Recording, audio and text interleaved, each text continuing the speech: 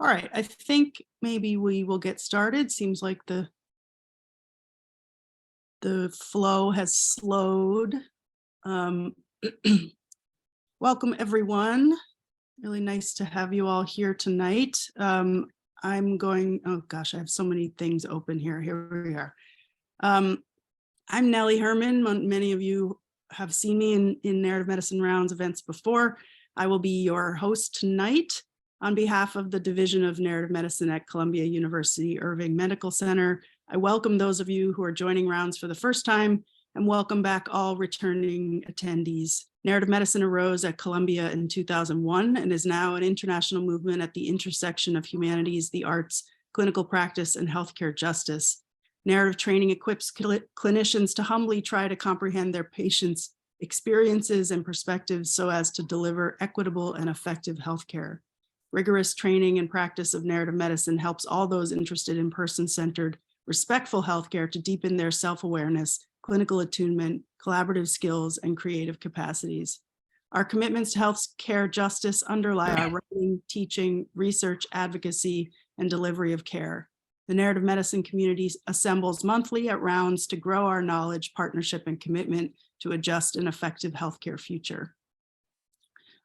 Before I introduce our speaker for the night, I'm gonna, as usual, go over a couple basic Zoom ground rules.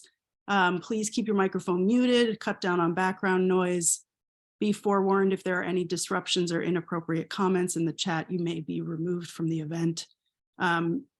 During the talk, Rachel is gonna read a bit, and we ask you to keep your chat interactions to a minimum during that time.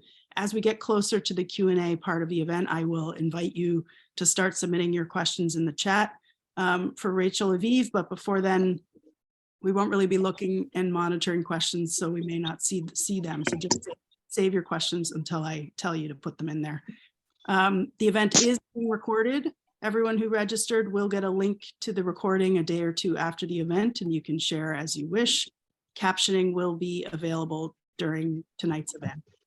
At the end, we'll have a link to bookstores where you can order books and find more information about our speaker and about the Department of Medical Humanities and Ethics and the program in narrative medicine. All right, so that's the nuts and bolts out of the way. Now I'm going to get to the main event. All right, very happy tonight to welcome Rachel Aviv, who is an old friend of the program, has done narrative medicine rounds before, a repeat performance here tonight, not really, but Rachel, well, let me read the official, oh gosh, of course, whenever I click off the screen, I mess up. Let me read the official bio. Rachel Aviv joined The New Yorker as a staff writer in 2013. She has written for the magazine about a range of subjects, including medical ethics, psychiatry, criminal justice, and education. She was twice a finalist for the National Magazine Award for Public Interest, and in 2022, she won a National Magazine Award for Profile Writing. Aviv was a recipient of the Whiting Creative Nonfiction Grant for her 2022 book, Strangers to Ourselves, which is what we'll speak about tonight, which the New York Times named one of the best books of the year. So I wanted to just, before I turn over to Rachel, I just wanted to read one thing which I read today and thought was really wonderful about the book. Hopefully many of you have already read the book and that's why you're here tonight, but you may not know that currently Rachel's book is a finalist at the National Book Critics Circle for the award for criticism. And each of the books, they write a little blurb for the book. And I thought this, a couple paragraphs from this I wanted to share because I thought it was a really nice introduction to the book.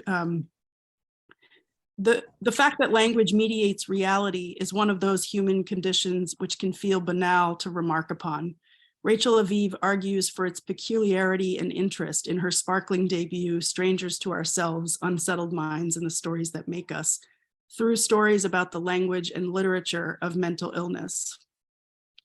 I'm just going to skip to the end, which ultimately Aviv here studies the role of narrative in cognition itself and vice versa.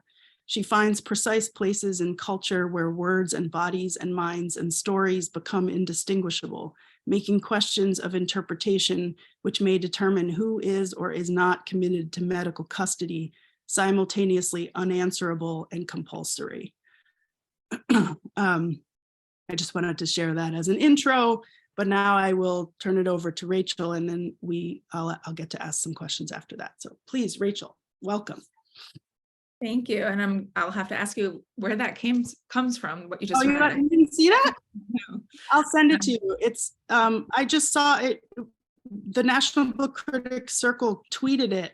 Okay, I'll look for it. Thanks. I'll send it to you. Thanks. Thanks for everyone being here. And I'm going to read. Oh, hold on. I need to do this thing where you turn off so you're not looking at yourself. Okay. I am going. Oh, apparently it's not possible. I'll just have to deal with that. I'm going to read from the prologue of the book, but I'll sort of skip around a little bit. And then I think Nellie and I will talk, and then we're going to open it up for questions. In the early weeks of first grade, I made a friend named Elizabeth. She was the oldest child in our class, but tiny with thin, knobby limbs. We connected over the game Mancala, dropping marbles into a wooden board with 14 shallow holes.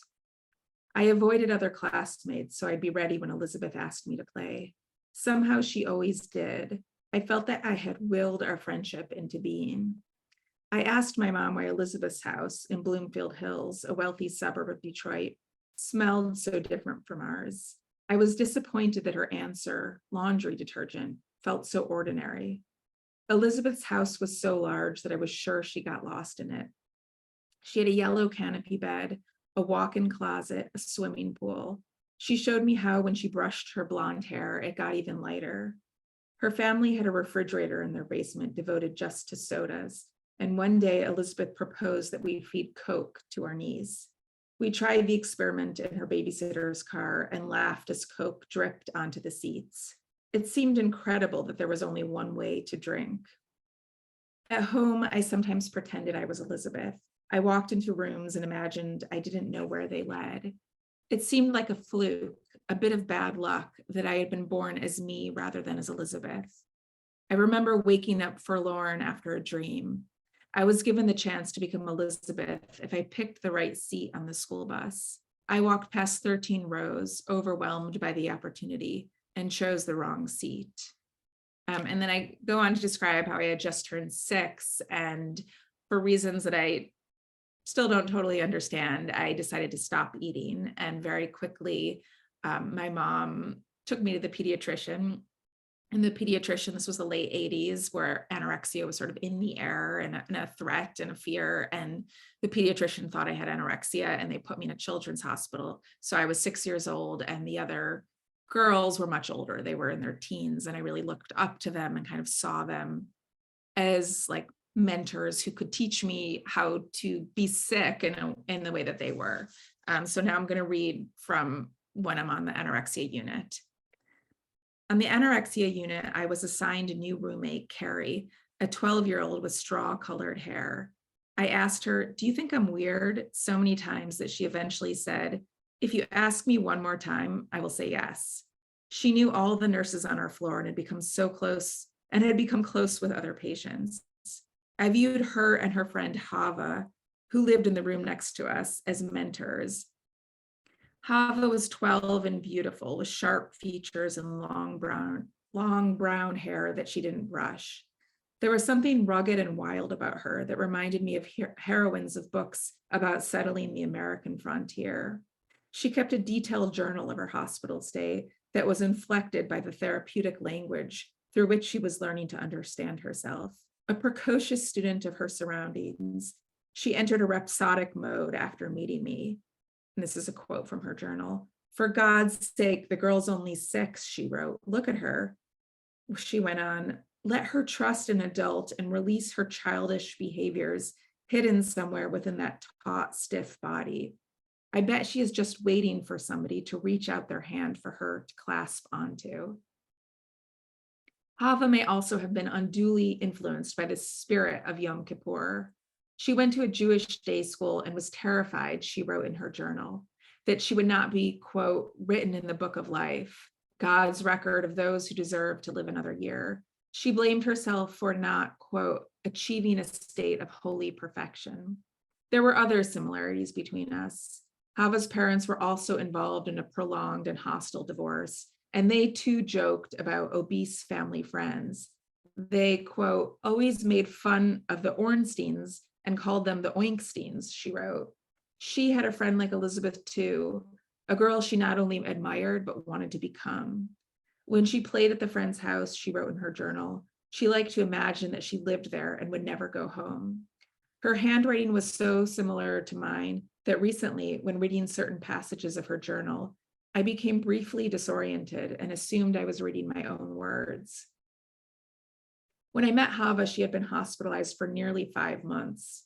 Her mother, Gal, visited Hava's 6th grade class and tried to explain Hava's extended absence. Even though Hava's very thin, she told the class, she thinks she's very fat. Hava, who weighed 7 pounds, seemed conflicted about whether her mother's explanation improved her social status. In her journal, she listed, quote, what I wish I could like about myself, which included my personality, my intelligence, my grades, and my feelings. She had dreams in which she was, quote, pleading with my peers, and suddenly I received their total acceptance and understanding, she wrote. In the playroom where everyone vied for one Pac-Man game, Hava befriended a 13-year-old who was pregnant with twins. When Hava complained about the strict eating rules on the anorexia unit, the pregnant girl's mother casually mentioned that Hava could burn off calories through exercise. She's the one who made up my mind that I do jumping jacks tonight, Hava wrote. I was in awe of Hava and Carrie's friendship, which solidified around mutual goals. Carrie and I compared our bones, skin, color, and thinness, Hava wrote. If Carrie weren't here, I don't know where I'd be. They seemed to go through cycles of weight loss and gain together. When they were on the upswing, the nurses let them visit the labor and delivery unit, where they gazed at the newborns. Some of the babies had, quote, needles and everything stuck in them, so it made me real thankful, Hava wrote. I just wish it could be easier to have a meal without the feeling of guilt. When the nurses weren't watching, Hava and Carrie paced the halls until Hava had trouble breathing. They also volunteered to distribute lunch trays to other patients. That was my exercise for the day, Hava wrote. I hadn't known that exercise had anything to do with body weight, but I began doing jumping jacks with Carrie and Hava at night. I no longer let myself sit down so as not to be a, quote, couch potato, a term they taught me. Nurses came to each room on the anorexia unit with a rolling cart of young adult novels. After I arrived, they began including books for younger readers, like the Berenstein Bears, the Clifford books, and the Mr. Men and Little Miss books, including Mr. Strong, a book about a man who ate 8 poached eggs for breakfast, a detail I found monstrous. I learned to read in my hospital room while standing up. When nurses entered our room, I tried out my new skill by stringing together the 5 or 6 letters on their name tags.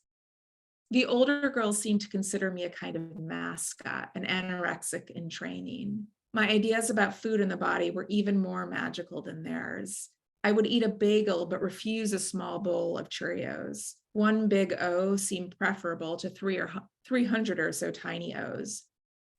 When Hava and Carrie let me watch them play Go Fish, I wanted to know, but was ashamed to ask, what sort of fish they were referring to. Fish in the ocean or cooked on a plate? I didn't understand that fish in the ocean became the type cooked on the plate. And if they meant the latter kind, I didn't want anything to do with the game. I couldn't keep up with Hava and Carrie, who spoke about their weight, not just in pounds, but in ounces too. Although anorexia has a reputation as a reading disease, perhaps it is just as much about math. Mukai, the Japanese scholar who I referred to earlier, recalled that when she was anorexic, she entered a, quote, digitalized world where everything was understood in terms of meters, centimeters, kilograms, calories, times, and so forth. She wrote, I no longer shared culture, nor social reality, nor even language with anybody. I was living in a closed reality where things did make sense to me, but only to me. I wasn't sophisticated enough to do the math that the disease required, but I was drawn to the way that Hava and Carrie had adopted a new value system, a foreign mode of interpreting their physical sensations and assessing their worth. Whenever a new patient arrived on our unit, Hava noted the girl's height and weight in her journal. I need to wait my urges out for food and experience the high of accomplishment, Hava wrote. The high is so wonderful. It seemed that she was disciplining her body for some higher purpose that she never named. In her 1995 essay, The Ascetic Anorexic, the anthropologist Nanja Peters, who was anorexic, proposes that the disease unfolds in distinct phases. In the beginning, the anorexic is propelled by the same cultural forces that inspire many women to diet. The process can be sparked by a trivial remark. Mukai decided to diet after she asked her mother if she would grow up to be fat like her grandmother. Maybe yes, her mother replied. Mukai fixated on the comment, even though she recognized that her mother was laughing. She was joking, I knew. In her journal, Hava described the pivotal moment when a friend described her size as, quote, medium. Hava's parents urged her not to listen to her friends, but Hava wrote, if they think I'm fat, then I'm fat. Eventually, an impulsive decision gathers momentum, becoming increasingly hard to reverse. Quote, once the ascetic path is taken, ascetic behavior produces ascetic motivations. It's not the other way around, Peters writes. Several scholars have studied the parallels between anorexia nervosa and anorexia mirabilis, a condition of the Middle Ages in which young religious women starved themselves as a way of freeing their spirits from their bodies and becoming one with the suffering of Christ. Their loss of appetite, it was said, was a miracle. Their bodies became such powerful symbols of faith and purity that they struggled to begin eating again, even when their lives were at risk. The historian Rudolf Bell has named this condition holy anorexia, concluding that these women had a disease. But the opposite argument also seems true. Anorexia can feel like a spiritual practice, a distorted way of locating some nobler self. The French philosopher René Girard describes anorexia as being rooted in the desire not to be a saint, but to be regarded as one. He writes, there is great irony in the fact that the modern process of stamping out religion produces countless caricatures of it. Once the course has been set, it is difficult to change the terms of engagement. In a diary that I kept in second grade, I wrote, I had something that was a sickness. It's called anorexia. I explained that, quote, I had anorexia because I want to be someone better than me. I'm going to skip ahead a little bit now, and I'm sort of describing like the larger project of the book towards the end of this prologue. A few years ago, I went to Sweden to report a story about a condition known as resignation syndrome.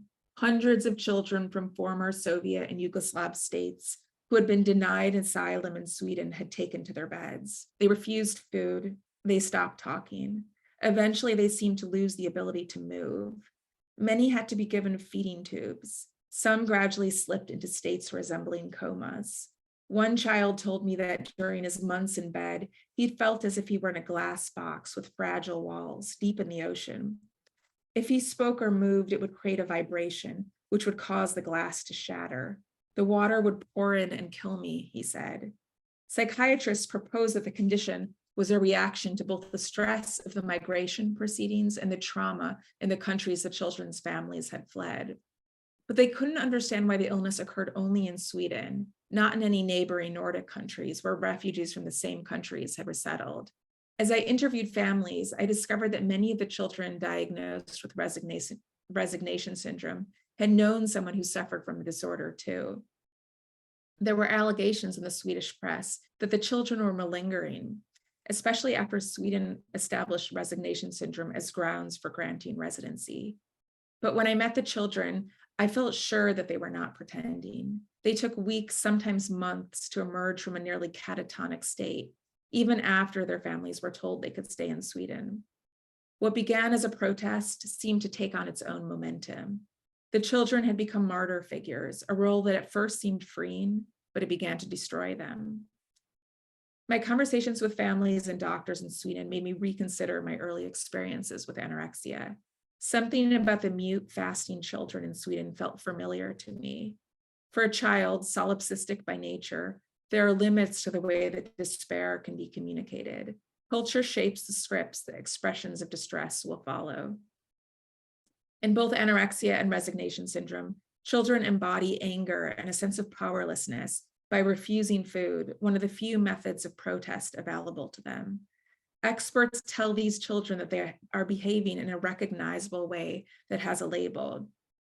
The children then make adjustments, conscious and unconscious, to the way they've been classified. Over time, a willed pattern of behavior becomes increasingly involuntary and ingrained. The philosopher Ian Hacking uses the term looping effect to describe the way that people get caught in self-fulfilling stories about illness.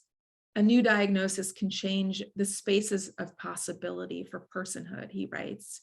We make ourselves in our own scientific image of the kinds of people it is possible to be. In an essay about the children diagnosed with resignation syndrome in Sweden, Hacking refers to Pascal's wager. To avoid the possibility of eternal hell, we should behave as if God is real, even though we lack proof of his existence. Over time, we may internalize the faith we've been simulating. Our belief will become sincere. Hacking proposes that for some illnesses, a similar process is at work. We find a way to express our distress through imitation until eventually we have learned, or better, acquired a new psychic state. And then I'm skipping to the very end, just two more paragraphs to sort of describe Hava. Hava was the girl that I really admired, and sort of writing about the experience of learning about her life. When I was a teenager, and the thing that I learned is that her outcome ended up being very different and very stark, and it was sort of chastening to understand where her life had gone. When I was a teenager, my mom, a high school English teacher, proposed that we write a book together, a series of alternating chapters about my experience as the country's youngest, as far as we knew, diagnosed anorexic. I dismissed the idea, which I found embarrassing. My mom was surprised when I informed her 2 decades later that I had written about that episode now. I have also been surprised by the intellectual hold that this experience has had on me. A strange sense of abyss opens up when I think about the life I have now and how easily it might have gone another way, as it did for Hava, to whose story I return in the epilogue. The divide between the psychic hinterlands and a setting we might call normal is permeable, a fact that I find both haunting and promising. It's startling to realize how narrowly we avoid or miss living radically different lives.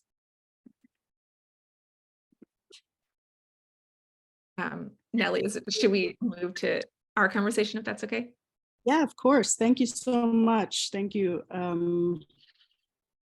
It's wonderful to hear the book in your voice. So thank you. Yeah, I have a whole lot of questions.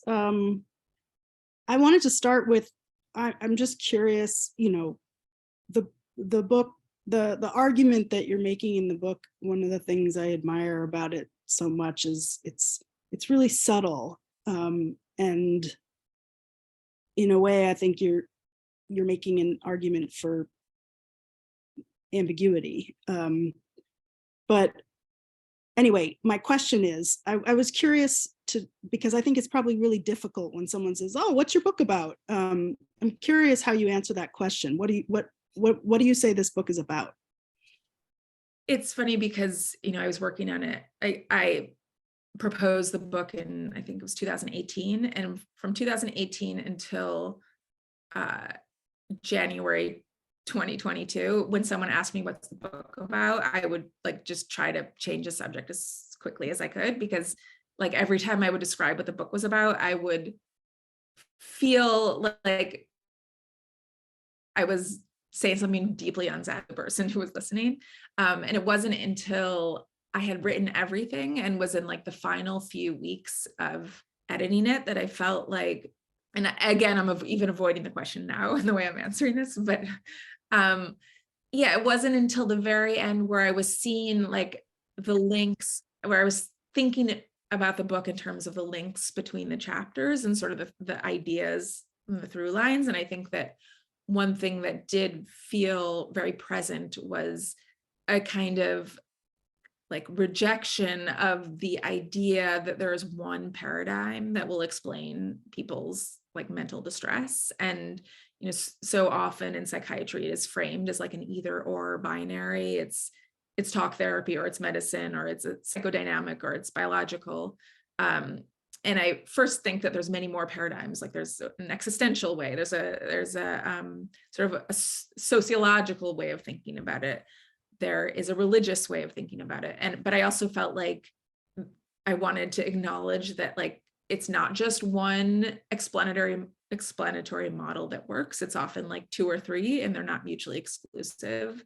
And that it's sort of, so I think there was like, the purist argument was one for like hubris, for not against hubris, for kind of like humility about the sort of things that we think will cure someone, and how specific it is to like the way that they're making meaning of their life and the story that they're telling themselves about how to recover. Mm-hmm. And then I think like another component when I was asked to describe the book would be, we often think about diagnosis as something that like merely describes what already is. It's like a neutral thing. And I think we don't talk as much about how diagnosis doesn't just describe, it can also like act on the thing described and change the thing that you are trying to describe, and that there's that interactive process, and that sometimes it doesn't make the illness any less true or real, but like we sort of shape ourselves to conform to the language that we have. Mm-hmm. Yeah. Thank you. That was a very good answer. I learned how to describe. I'm curious how, I'm guessing there are many people in the audience tonight who know you from your New Yorker pieces. And always when you see Rachel Aviv on the table of contents, it's going to be a worth reading. At least I do.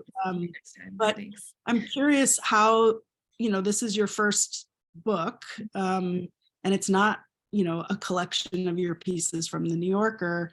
And I'm wondering, how did it come about? In terms of making it. I also wanted to ask you, maybe this is a separate question, or maybe, I don't know, but for those who haven't read the book, I also thought we could just generally speak about the portraits, the people that you give portraits of in the book, as a way of filling out the picture of what you just said.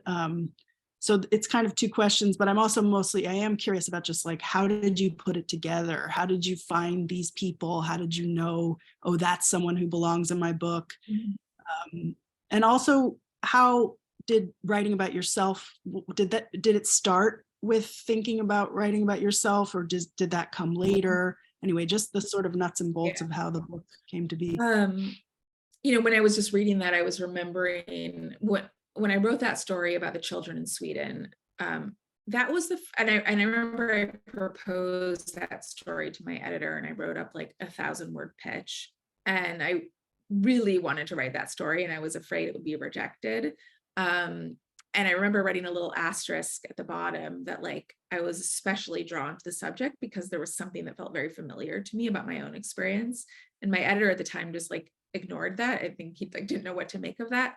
But I do think it was doing that story that made me, I had never really known how to like think about the experience I'd had as a 6-year-old. Like I knew that it had made me curious about a realm of things that I probably wouldn't have otherwise been curious about, but I didn't necessarily find it interesting, or like I was just like, this weird freaky thing happened to me and I didn't know what it was. And I think when I was researching that story about Sweden, I felt like I had like a lens through which to understand it.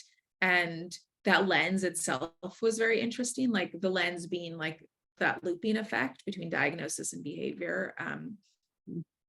And so I started thinking about like what I could write that would sort of allow me to explore that. And I think I always felt like the personal material was not an act of like storytelling so much as like I need to tell the story in a limited way about myself in order to get to the point where I can articulate this question I have. Like the question being like, what is the illness, and what is like what we know and expect about the illness. Mhm. And picking subjects was like, that was the hardest part, because I had to think about, I think my editor had said that like when you write a book like this, you need to think of the ideas as characters that like grow from one chapter to another. And I had interviewed, so one of the chapters I'll describe just so one of the chapters is about this woman named Bapu who lived in India, in Chennai in the 70s, and she was a mother of 2 young kids, and she became increasingly religious and sort of was writing this incredible poetry and was revered as a mystic. At the same time, her family felt like she had taken religion way too far and like she needed to get treatment. And so instead of getting treatment, she would run away and go to these healing temples. And eventually she was diagnosed with schizophrenia. And her story had always struck with me because I had met her daughter, and her daughter like described the journals she had kept and sort of the pain of the stigma that her mother had experienced when like her mysticism, which was embraced, suddenly like curdled, and it was no longer mysticism. It was a sign of her being a bad mother and a bad wife and a crazy person. Like it just, there was a switch where like everything that she valued about herself got taken away from her. And so I kind of knew I wanted to write her story. There was something about it that like I couldn't stop thinking about. But it did take me a while to figure out like how her story was. I sort of needed to tell the story with the lens of like, how do these different, I think like one, actually thinking about this now, like an edit that I got from a friend who's an anthropologist that was really helpful was, he was like, you spend so much time thinking about how the diagnosis of schizophrenia changed her behavior and how people sort of saw her in that lens, and that really hurt her in a lot of ways. But you don't think about how like the label of being a mystic also did the same thing. It was like a label that our culture put on her that was sort of freeing and limiting in these various ways. And I think thinking about it in those terms was useful. Like it's not just psychiatry that uses labels. You can find them in all sorts of like other cultural spaces. And I think it was this binary for her too, between like I am a mystic versus I'm a schizophrenic. Was there another question embedded in there that I've lost? I threw way too many questions at you at once. Well, maybe could you talk about the other people in the book and how they came to be part of the project? So once I had written the story about Bapu, which was very much about how Western psychiatry sort of traveled across the globe and sort of changed people's understanding of their distress. It was actually my editor who said, like, you need, if you're thinking about, race and cultural difference over in India, like, why don't you think about like how it's worked in America? And so I wanted to think about like how psychiatry has dealt with race. And so I spent a long time trying to find someone I could write about whose story couldn't be told really without knowing the history of the way psychiatry has dealt with race. And so I ended up writing about this woman named Naomi who had postpartum psychosis and threw her twin boys off a bridge. And, when she was arrested and dealing with the criminal process, she would say things like, I did it because I knew that, Black boys in this country are going to live a life of shame. And like I didn't want that to happen. And there was this weird way in which she would say those sorts of things, but then also like more psychotic sorts of things where she would say, the government was going to kill them, so I had to do it first. But it was hard to talk about like her insight, because like on one level, she did have like a sociological insight into the way that her life had gone. And like, she really felt like she was understanding what it means to be a Black mother raising children in America, and the sort of looks that people would give her. But on the other level, it had like ratcheted up to a level where she just didn't know what was real or not. But then when it came time for her to be punished, like she was seen as too sort of sociologically insightful to plead guilty by reason of insanity. Instead, she went to prison. And so the chapter is about her kind of processing, the sense of guilt and her understanding of like what was her responding to like discrimination and poverty, and what was something that she can like do away with medication. And it's about that kind of like tricky thing of holding those two realities at once. Sorry for the dog interruption. I'm curious also, and by the way, people in the audience, if you want to start putting your questions in the chat, please do. I'm curious about, well, two things. One is specific to the book, but also in general about your reporting. I'm just curious, like literally nuts and bolts, like how do you find the stories? Like you said, you were searching for a story that you could tell that would, be, it had to involve, like how did you find what I've worked with a research assistant, and I was like, we need like, she just was like sending me news article links, and she sent me that, and she was like, there's something so compelling about Naomi. With Bapu, the woman in India, that was more like I had wanted to write a story for the New Yorker about the global mental health movement, and so I was just like going through lists of NGOs to see which one I could write about. And when I was doing that, I had come across this NGO that was founded by the daughter of Bapu. So it's all, I mean, it's like sort of putting random search terms. I think it's like, I was doing a lot of Googling, like criminal, I don't know, I would like put in the search terms. So there's no scientific way that I came across these people, but like, yeah, I asked, colleagues, lawyers, but yeah. Interesting. And you also, the thing I thought about a lot was like, I was looking for people who had described their experience. Yeah, that was going to be my next question. Yeah. Like people who kept journals, people who wrote unpublished memoirs, people who saved letters, because I wanted there to be like multiple layers of kind of reflection. Like I think when Naomi's talking to me 15 years after the fact, there's a certain story she tells about the experience. But then like when I read her medical records or the police reports or the memoirs she wrote or the letters she wrote, there's just like, she's at a very different place in understanding what she's going through. And it gets, less and less raw sort of as you go farther out in time. And at the same time, as you go farther out in time, the expert explanation sort of weighs more heavily. So it was interesting to see how she was thinking about it, like in the months after, because she hadn't like internalized a more sort of psychiatric way of understanding what she was going through. I have two more questions and then I'll turn to the audience, not to monopolize, but I really do have. My first one is, I'm maybe similar to the question of how do you say what it's about, but do you have, like, if you could say what your hope is for the book in the world in terms of, the messaging, like, again, like it's so subtle what you're doing. And the question comes to my mind of sort of like, okay, how do we enact this in the world? And so I wonder if you have a sort of ambition for what the book can do in the world. And that's of course connected to the question of like, what can writing ever do in the world, and all, on and on. But like the emails that for me are the ones that make me feel most like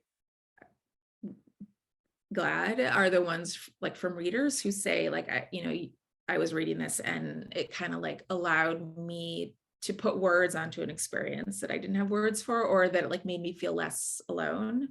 So I guess the thing that feels most immediate for me is like wanting individual readers to feel sort of like something about their experience is more legible or more communicable or less lonely. And then I guess like one step up, if like mental health professionals were reading it and feeling like they had just like an extra layer of like curiosity about the people they were seeing. That would be, I mean, yeah, so it feels, it's less like, I don't have the illusion that like it's going to change mental health policy. I think I've like learned from writing stories that I need to have like a softer goal. Mhm. But I think it has to do with like people feeling less lonely and feeling less like thrown into a space that feels out of their control. Mhm.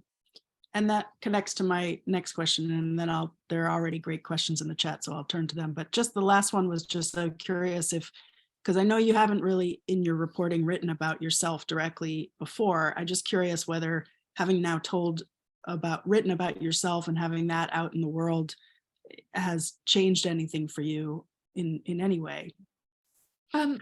Actually, I think, I'm interviewing someone right now for a story that I do think might have been useful for her to have read the stuff about me, because it was like, I'm asking her to share this like very vulnerable, to make herself vulnerable and talking about parts of her life. And there's more of a sense of equality in a way, like, well, I'm doing it too. But I do think I felt a little bit like protected by the fact that I was writing about a 6-year-old, and 6-year-olds have very little in common with 40-year-olds. Like, I was just like, who is this strange exotic creature? I'm very curious, but this person, this 6-year-old thing has very little to do with me now. So I think I was a little bit like able to approach my 6-year-old self as an other. Mhm. Yeah, that makes sense. Okay, I'm going to read some questions from the chat. By the way, I know I see someone with your hand up. If you want to put your question, if you want to write your question in the chat, that's the best way for us to see it.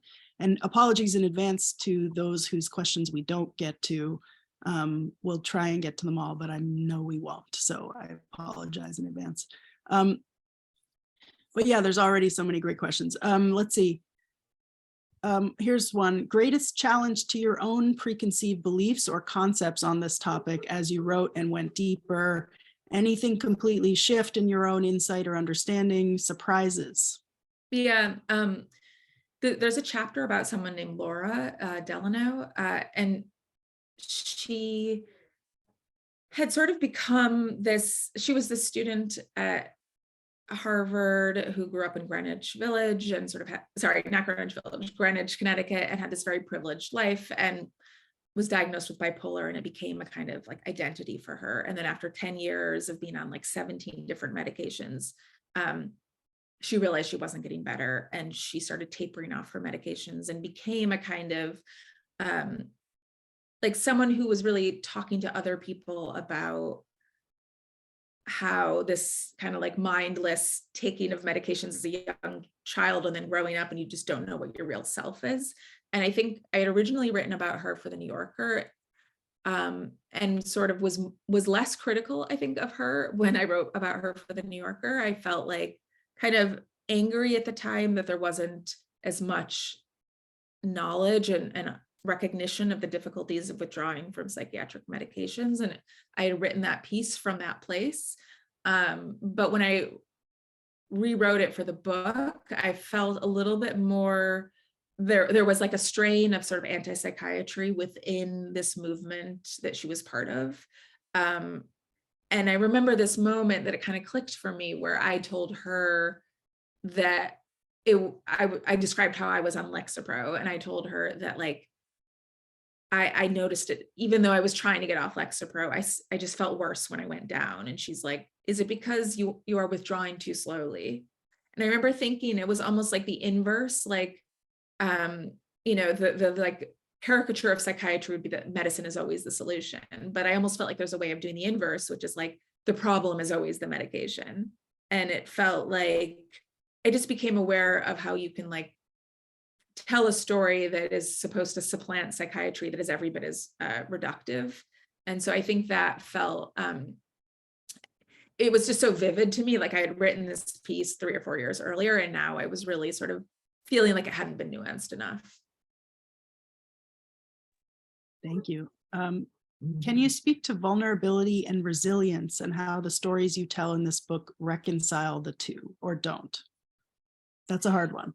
Yeah, I think I'm going to say that the word that felt most meaningful to me was loneliness in relation to vulnerability and resilience, and that like, um, yeah, there's a way in which resilience can feel kind of like mystical. Like some people have it, some people don't. Whereas loneliness feels less mystical. It's like the, the people I was writing about, I just really was aware that like the times where they tilted towards recovery, it often had to do with like a sense of kinship or fellowship with someone, not necessarily a doctor, but like for Naomi, a prison librarian, or um, like a peer, someone who'd gone through a similar experience, and that felt like, mental illness doesn't often get talked about in terms of loneliness, but it is so much loneliness that kind of like exacerbates the depths of it, and that people like were able to like rebuild a sense of self and meaning when they felt more embedded in a community. Yeah, that makes a lot of sense. How did you carefully tread the lines between shutting down Western psychiatry and discussing it? Did you ever fear scandalizing the psychiatry field and potential backlash from that?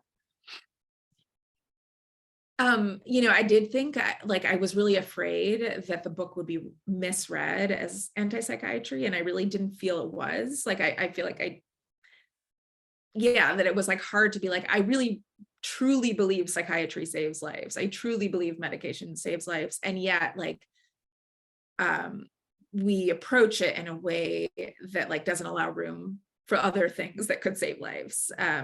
So it was, that felt like very I just didn't want psychiatrists to feel defensive, because I really like on some level, there's just like structural limitations to what psychiatry can do, like financial, economic, time-wise, just, yeah. And truly, that is one of the things I admired about the book, was how you managed to be making all these points, but also not ever, canceling something out, or, that's not articulate. But No, that I'm glad. Yeah. all right. Oh my gosh, so many here. Let's see. There's one that has a couple hearts under it, so I'm going to read this one. Do you think a possible answer to our current treatment of mental health in the West could be an acceptance of ambiguity or uncertainty rather than always reaching for fact, reason, or a solution? Is it possible for a medical field like psychiatry, otherwise reliant on pharmaceutical solutions and medical fact, to entertain acceptance of ambiguity, i.e., that sometimes there's no answer, as part of actual treatment? I think so. I think that would be amazing, because I think that is the reality, and to like deny that reality is very frustrating and makes people feel like they're a failure when they're not. Yeah, I mean, this is a theme in these questions, and I don't want to ask you some of them because I don't think you have answers to these, but they're big questions asking, for example, how do we create systems that empower people to discover and identify the narratives that free themselves and others from suffering? I mean, that's the question. But I don't. Yeah, I don't have the answer except that thing of community, like the sense, the people not feeling like they're like an object of study, or like an alien creature, but like that they're one of a group of people who. So I think like the peer movement feels like a really positive direction, where like there's an acknowledgement that like psychiatrists don't have the time to like really talk to you about your lives, but like in groups you can talk with other people who are sort of going through that process with you. Mm-hmm. Let's see. I don't know if this one's appropriate for you either, but there are a few questions related specifically to your experience as a child. You were hospitalized at age 6. Do you think inpatient treatment for 6-year-olds is appropriate? How many states do this? Are there better models of care for young children? Thank you so much for sharing these stories as well as your own. I don't know. The thing that I don't think they do anymore is, or maybe the thing that was quite severe, and this was 1989, was like everything was about punishment versus reward. It was like a very like BF Skinner kind of environment. I mean, like I didn't read this part, but I wasn't able to see my parents for 10 days. And at like 6 years old, that's like a really long time. So I don't know that that kind of thing happens anymore. I think, and when I interviewed my psychiatrists, they kind of were proud. They were like, look, this is a sign, like anorexia is not part of your life anymore. This is a sign that whatever we did worked. We needed to treat it like the medical emergency it was. And so it's really hard to say. Like my mom, I know my mom now, like thinks, oh, I should have.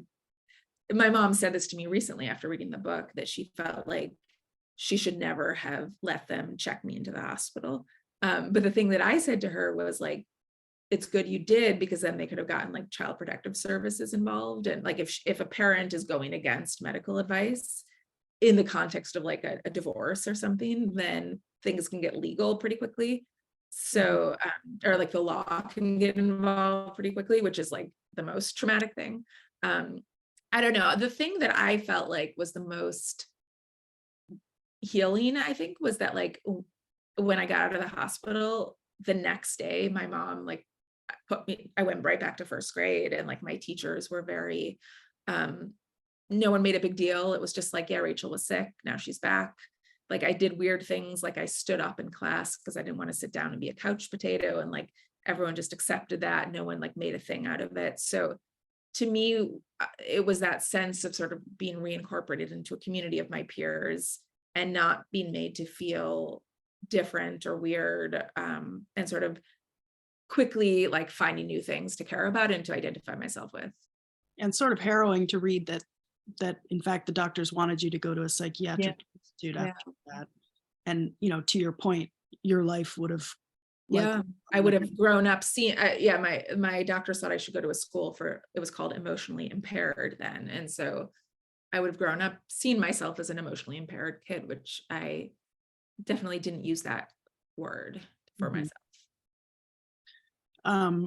This is another one with a few thumbs up under it. So here we go. On a retreat some time ago with a well-known meditation teacher, I shared with her that my son was struggling with mental illness. She asked me if he was loved, and I replied, yes, very much so. She replied, then he will be fine. How do we dissolve the stigma that mental illness is somehow different from any other illness and can be cured with love and a healthy environment? I think many people, especially parents, think they can avoid this happening to their children if they just parent well. Yeah, I mean, like, I think that was like the great like tragedy of what psychoanalysis did in some ways. Like there was just such a way of thinking about bad mothers, like that schizophrenia was caused by bad mothers. That was this like really prevalent theory. And I think it was horrible. And then I think in a way, like psychiatry tried to overcorrect and like realize like the horror that they'd like the sense of guilt and burden that they'd placed on families, and tried to say, okay, no, this is just a disease like any other disease. It's exactly like diabetes. Just take your insulin. And I think that way of thinking about it is also not is also too simplistic, because it has nothing. I don't think it's about love or not love, but like there's other things in parenting. There's like the way your peers treat you, the way you experience like racism or discrimination, or a traumatic experience like witnessing violence. And so I think mental illness, I mean, also like medical illnesses are more complicated probably than we think they are too, in terms of like the environmental influence. But I think like that first seems like an insanely cruel thing for that meditation teacher to say. But I don't think that like, I guess I don't know that mental illness is just exactly like an illness like any other. I think there is a sort of, it is the mind. And so there is, in a way that's better, because like there's more space for like creative ways of like recovering. Mm-hmm. Yeah, and I think you show in your book, such a range of the ways people respond to their illnesses, and even, in the last chapter, the Laura chapter, where she does better when she goes off all the meds, but there are other people in that chapter who do better with the meds. So Right. Yeah. anyway, well, we're almost at time, but I'm curious to ask you, are you going to write another book? I would love to, but like, I don't know what to write about. That's the hardest part, is like figuring out what to write about. I think you know what to write about. I mean, I don't. Tell me. well, I don't mean literally, but well, maybe this is another question for you, but I feel as a reader of your work that there really is a thread that runs through all your work. Maybe it's just, as all of us have things that light us up and that we're interested in. But this book felt to me like a real synthesis of like, oh, this is Rachel Aviv. Like, this is what you are interested in writing It about. is, but I worry about getting like ossified, like you have to like grow as a writer. And so I'm like, well, I can't go, like I wrote about this subject. Now I need to like push myself into some different direction. Fair, but I also think, I don't know, my hunch is no matter how different the subject, it's going to be about ambiguity. It's going to be Right. about narrative. It's going Yes. to be about Yeah. all that. Well, there are a number of questions that I didn't get to. Well, maybe I'll just end with this one because it's a narrative medicine question. Again, I don't know that you'll, no pressure here, but do you have any ideas on how to use tools of narrative medicine within mental health care? And feel free to interpret narrative medicine here as what you argue for in your book. I guess, I always was confused. I've always felt like narrative medicine could mean so many different things. It can. But I think like the attentiveness to the like very specificity of someone's life story and someone's life experiences, and sort of if there's a way of like freeing oneself from categories when hearing a patient's story, like sort of categorizing them in this particular box, but like actually maintaining that curiosity for a longer period of time, and enough to like hear what is different from the category. I guess that feels like, and I don't know if that's seeing a patient's life as a story, but it is sort of the attentiveness to details that sometimes like stories allow for. And it makes me think of another question I didn't get to ask you, but about in the Bapu section, you have a little bit, there's like a paragraph or two where you talk about how outcomes for schizophrenics are better in India. Again, like we're at time, I'm not to go too deep into this, but I am was so curious about that and what you think that means. Is it just because, I mean, I know you talk about this in the book, but is it because there are these alternate ways of thinking or these alternate therapies that people can, anyway? Yeah, I mean, it's a difficult thing because even though there are all these studies showing that, like people have also said maybe the studies are flawed in certain ways. So there's that. But then I think there's a lot of different theories. There's the theory of like, there's more space in an Indian family and community for someone who is sick to not become like a person living on the street, like they can be sort of taken care of by the larger family. Then I think there's an argument about like the way that the American imagination of the mind is this like private and closed space in which like outer forces never enter. And I think like if you're hearing voices in America, you're like, oh my God, there's something terribly wrong with me. If you're hearing voices in a culture in which hearing voices can be like fluid, a part of life, there's something less scary and less like it doesn't make you feel like you're sort of outside of a human community. And then I think that last thing you said too, where there's more of like a plurality of healing methods. So like perhaps someone could like do multiple things that make them feel like they're like getting better and finding a greater sense of meaning. Yeah. All right. Well, I want to let you go. I don't want to keep you too long. I'm sorry again to those of you whose questions I didn't get to, but Rachel, thank you so much again for your Thank you. time tonight, for your amazing work, for being a voice. I mean, really like one of the people I feel like expresses what narrative medicine is to the world, even though you might not feel like you understand what it is. I would like to understand it better. Yeah. I really do. Not me, but yeah. But thank you. And Thank yeah, you. I can't wait to keep reading your work beyond. Thank you everyone for joining us. See you next month. We've got Anna DeForest coming, who wrote an amazing novel called The History of Present Illness, which you should read before then if you want to come, because it's great. All right. See you next time.